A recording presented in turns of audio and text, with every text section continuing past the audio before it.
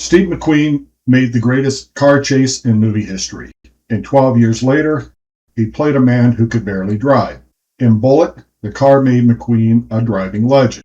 In The Hunter, the car satirizes that very same legend. So here's the question. What if Steve McQueen from Bullitt got a chance to build a movie car, using the car from The Hunter? What if he took a soft, pale yellow 1951 Chevy and rebuilt it with the spirit of the Bullitt Mustang? Today, we're giving Steve McQueen the send-off car he never got.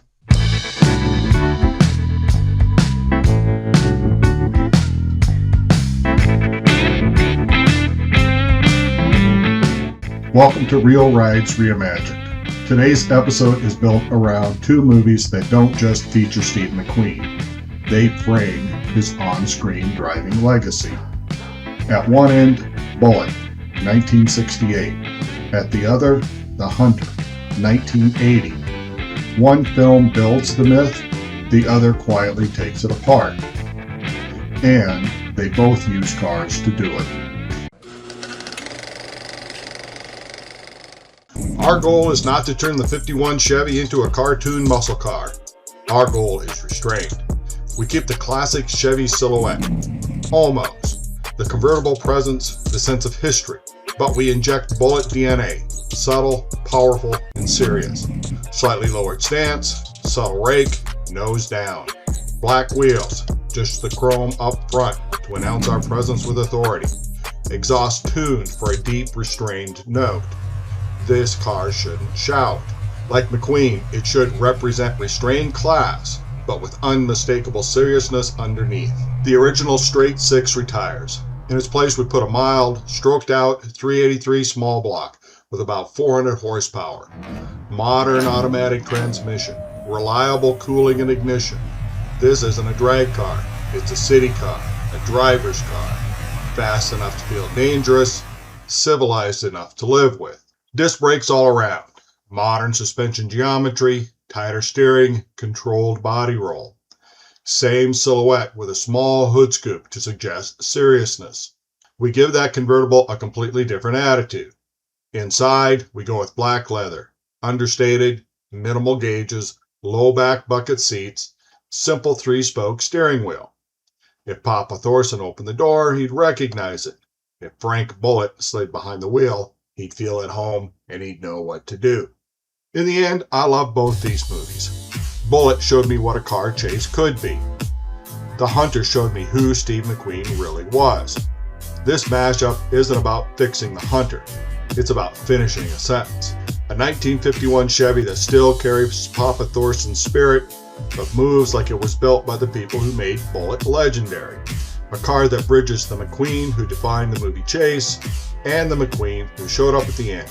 Still game, still honest, still putting in the work. For movie buffs, it's a conversation about two eras.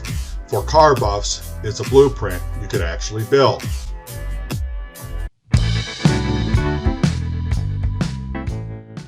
This one's not going to be cheap, so we build it in phases. The goal is simple. Get it driver ready, then improve it over time. Phase 1, make it run. Fund a solid 1951 Chevy convertible. Paying more up front saves paying later. We're not chasing looks yet.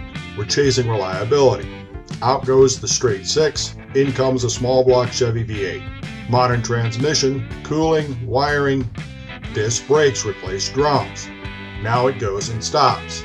By the end of phase 1, it's quicker than it looks, and we're driving it. Phase 2, make it feel right. Power means nothing without control. Coilovers, better geometry, lower stance, no more float, no more drama. Now it corners flatter, stops harder, feels composed. This is where it becomes a car you want to drive. Phase 3, make it look right. Even unfinished, the car starts to make sense. Black wheels, proper tires, correct stance. No chrome distractions. No visual noise. You don't have to explain it anymore. People get it. Phase 4, make it yours. Simple, timeless interior. Low back seats, clean gauges, nothing flashy, just right. Something Papa Thorson would recognize. and Frank Bullitt wouldn't change. Paint comes last, because we're not painting the car until we've earned it. Gloss black paint if we're brave, satin if we're smart. Build it this way, you don't just own the car, you grow into it. That's how you build something with a Bullitt soul. Not all at once, but one smart phase at a time.